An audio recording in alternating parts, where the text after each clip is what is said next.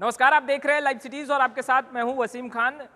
बिहार विधानसभा उपचुनाव को लेकर बिहार की सियासत गर्म है, जहां एक तरफ जेडीयू जीत की दावा कर रही है, वहीं दूसरी तरफ राजद ने दो प्रत्याशियों का नाम पहले ही अनाउंस कर दिया है और आज कांग्रेस ने भी तारापुर और कुशेश्वर स्थान दो विधानसभा क्षेत्रों में अपने उम्मीदवारों का नाम की घोषणा कर दी है।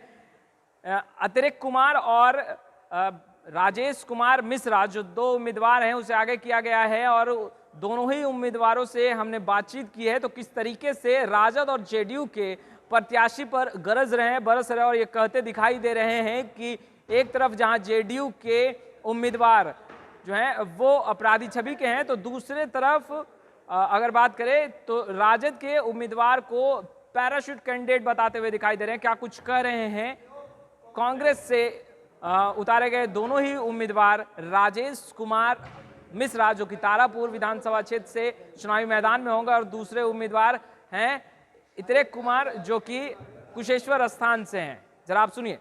देखिए, सबसे पहले तो मैं कांग्रेस में ही हूँ, शुरू से कांग्रेस ही रहा हूँ और जदयू ने जो उम्मीदवार दिया है उसकी क्रिमिनल हिस्ट्री रही है। वहाँ की जनता जानती है कि वो कितनी परेशान होगी उससे, तो इसलिए जनता तो उन्हें नकारना ही नकारना है।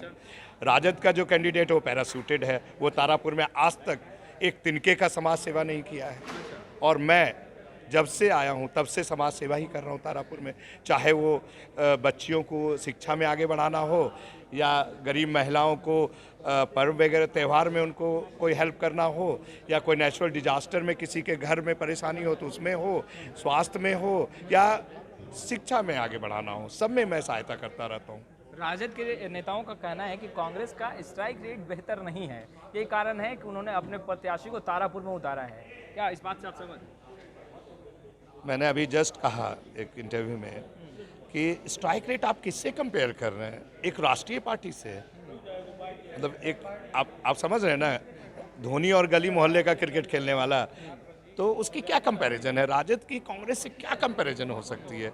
वो अपनी स्ट्राइक रेट देखें ना, लोकसभा की स्ट्राइक रेट याद करा दीजिए उनको कि आप सब हार गए, हम तो जीते। तो लोकसभा को नहीं देखते हैं वो स्ट्राइक रेट में। आप इससे पहले भी निर्दलीय चुनाव लड़े हैं राजेश जी, और इस बार कांग्रेस के टिकट पर आगे आ रहे हैं। ठीक है, पिछले निर्दलीय जब आप चुनाव लड़े थे कितने वोट लेकर आप आए थे, और अब भी इस बार जब कांग्रेस से चुनाव लड़ रहे हैं तो मुद्दे क्या होंगे राजेश? मेरे मुद्दे बिल्कुल क्लियर हैं कि जो जदयू सरकार की नाकामी है हमारे तारापुर विधानसभा में, नीतीश जी को मुंगेर प्रमंडल की ओर नज़र ही नहीं जाती है। बिल्कुल नज़र नहीं जाता, उनको नालंदा के अलावा कहीं फुर्सत नहीं है। और वहाँ जो हमारा विधानसभा है वो एक धान का कटोरा कहा जाने वाला जगह है और सिंचाई देखिएगा तो डेड है। लोग बोरिंग करवाते हैं, किसी तरह मशीन से पानी लेते हैं, तो किसान का या तो भगवान के ऊपर सहारा लेते हैं।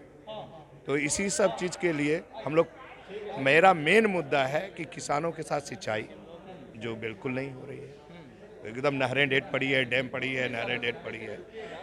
शिक्षा की व्यवस्था एकदम चरमरा गई है, स्वास्थ्य तो बिल्कुल ना के बराबर है, सिर्फ जाइएगा रेफर कर देंगे आपको जिला या कहीं पटना। अच्छा, राजद कह रही है कि कांग्रेस भले ही अपने उम्मीदवारों को उतार रही है या उतार चुकी है आपको, मगर कांग्रेस के जो कोर वोटर हैं, जो कार्यकर्ता हैं, वो भी राजद के प्रत्याशी को ही वोट करेंगे, आपको नहीं करने जा रहे।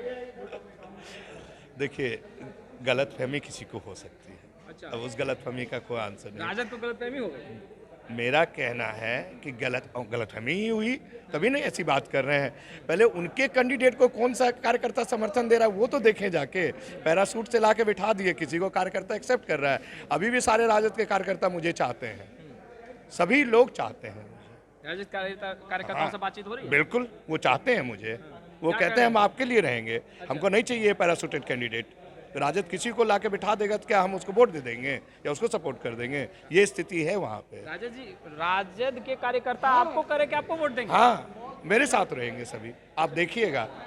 अब ये मेरा बात नोट करके रखिएगा, सभी घूमेंगे मेरे साथ। हो सकता है बहुत लोग कांग्रेस में शामिल होंगे अभी। अच्छा, राजद के हाँ शामिल होंगे। एक आखिरी सवाल राजेश जी, पप्पू यादव ने कहा है कि वो कांग्रेस के अगर कोई भी दावेदार होंगे उनको वो समर्थन करेंगे।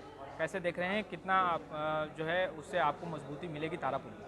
देखिए, पप्पू यादव जी एक अच्छे समाज सेवी हैं मैं उनके हमेशा कार्य से बहुत प्रभावित रहता हूँ। वो हमेशा गरीबों की या कहीं किसी परिस्थिति में सहायता करने के लिए आगे रहते हैं। तो मैं तो बहुत स्वागत करूँगा उनके, और मुझे बहुत सहायता मिलेगी। ऐसे लोगों से मुझे बहुत लगाव रहा है, क्योंकि मैं भी समाज सेवा करता हूँ।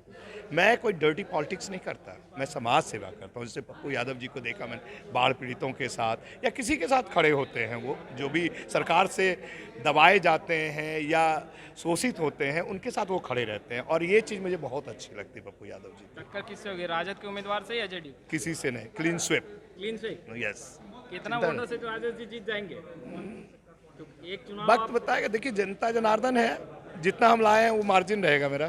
देखिए, जनता की डिमांड थी कि, और जनता की डिमांड अभी से नहीं, ये महीनों से थी कि उन्होंने हमें बुलाया क्षेत्र, हमें बोला कि आप तैयारी कीजिए, आप लड़िए। अब आते आते दो दिन पहले परिस्थिति बदल गई, जब गठबंधन के हमारे साथी जो थे उन्होंने अपना कैंडिडेट उतार दिया। लेकिन उससे मुझे नहीं लगता कि कुछ सियासतदान में कुछ ज़्यादा मतलब कुछ प्रभाव पड़ेगा, क्योंकि वो हमारी मतलब वो कांग्रेस की कांग्रेस की बहुत अच्छी सीट रही है।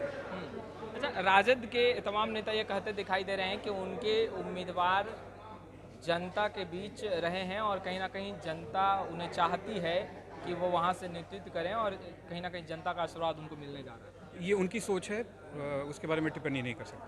अच्छा, ये बताइए जेडीयू के उम्मीदवार को किस तरीके से देख रहे हैं वहाँ, क्योंकि दोनों ही सीट जो है वो जेडीयू के पाले में रहेगी? जी, अभी जो मुझे पता चला कि आज उन्होंने नॉमिनेशन फाइल की है, मैं स्वागत करता हूँ। टक्कर किससे होने वाली है, राजद के उम्मीदवार से या जेडीयू? वो देखते हैं दोनों में किससे होती है। अभी क्या लग रहा है? अभी मैं कोई टिप्पणी नहीं कर रहा हूँ, वो तो उन दोनों के ऊपर डिसाइड होता है ना कि कौन करेगा हमसे टक्कर। आपको क्या लग रहा है, किससे आपकी टक्कर होने वाली है? अभी देखते हैं किससे होगी, हम नहीं बता सकते। आप तो क्षेत्र में घूमे होंगे जी, और क्षेत्र की जनता से बातचीत हुई होगी, लगातार आशीर्वाद आप लेने पहुंच रहे होंगे जी। अब तक आपको क्या लग रहा है? अब है अपना, हमने इंटरनल स्टडी किया है, वो सब चीज़ देखा जाएगा। इलेक्शन में आपको रिजल्ट पे पता चलेगा कितना टाइम बचा है। 1 महीना भी से कम ही टाइम तो है। राजद के तमाम नेता ये कहते दिखाई दे रहे थे, और बेशक आपने भी सुना होगा, उन्होंने कहा है कि कांग्रेस का स्ट्राइक रेट बेहतर नहीं है। यही कारण है कि दोनों ही सीटों पर राजद ने अपने उम्मीदवारों को उतारा। तो ये विधानसभा की बात कर रहे हैं ना, तो अब पार्लियामेंट में किसका स्ट्राइक रेट अच्छा था? जो पार्लियामेंट इलेक्शन हुए थे 2019 वाले, उसमें किसका स्ट्राइक रेट अच्छा था? और किसने कितना जीता, किसने कितना हारा, वो भी देख लिया जाए। स्ट्राइक रेट की बात करना कोई, ये जब हम लोग महागठबंधन में लड़ते हैं, तो उसमें ये थोड़ी होता है कि अलग अलग पार्टी का अलग अलग वोट होता है। पार्टी का वोट तीनों सब दल साथ में मिलकर वोट करवाते हैं। जो चीज़ बस वही है। अब स्ट्राइक रेट देख लीजिए, जो जनरल इलेक्शन का, और किसका कितना स्ट्राइक रेट था, और इसमें देख लीजिए किसका कितना स्ट्राइक रेट। मुद्दे क्या होंगे, किन मुद्दों को लेकर आप जनता के बीच जा रहे हैं? हमारा एजेंडा, हमारा मुद्दा क्लियर है। हमारा जो क्षेत्र है वहाँ पे जो परिस्थिति है आज के डेट पे, जो बाढ़ आते हैं, जो जब पानी चढ़ जाता है, लोगों को एक तरीके से बंधक अपने घर में बैठे रहना पड़ जाता है, क्योंकि कोई सुविधा नहीं दे पाता है, और कोई किसी तरीके का इम्प्रूवमेंट वहाँ पे नहीं हुआ है। 10 साल से 15 साल से मैं देख रहा हूँ। वहाँ पे जनता को समझना पड़ेगा पहले कि प्रॉब्लम क्या है, और उसी हिसाब से हम उसका सोल्यूशन निकालेंगे। आप ऐसा कांग्रेस या आप खुद एक्सेप्ट कर रहे थे, या आप लोगों को उम्मीदें थी कि राजद जो है वो कुशेश्वर स्थान से अपने उम्मीदवार को आगे करेगी? ऐसा उम्मीद नहीं, हमें उम्मीद नहीं था सर।